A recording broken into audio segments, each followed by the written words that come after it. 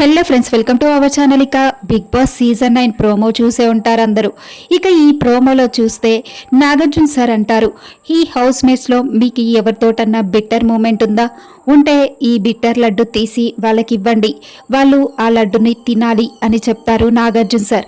అయితే ముందుగా ఇమాన్యుల్ని అడుగుతారు. ఇమాన్యుల్ తనుజ పేరు చెప్పి బిట్టర్ లడ్డుని తనుజకిస్తాడు. ఎందుకు ఇమాన్యుల్ అని అడిగినప్పుడు చెప్తాడు, సార్ తనుజకి ఒక్క క్లారిటీ ఉండదు.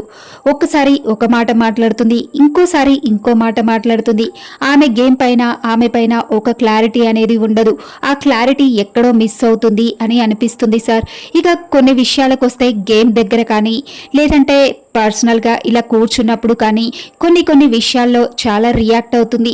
నేను జోక్గా అన్నా కానీ ఏదో ఫేస్ అంతా ఇలా పెట్టి మూడీగా ఉంటుంది, ఒక్కొక్కసారి హ్యాపీగా ఉంటుంది. అసలు తనుజ మనసులో ఏముంటుందో అర్థమే కాదు సార్. ఆ క్లారిటీ అనేది మాకు రావట్లేదు.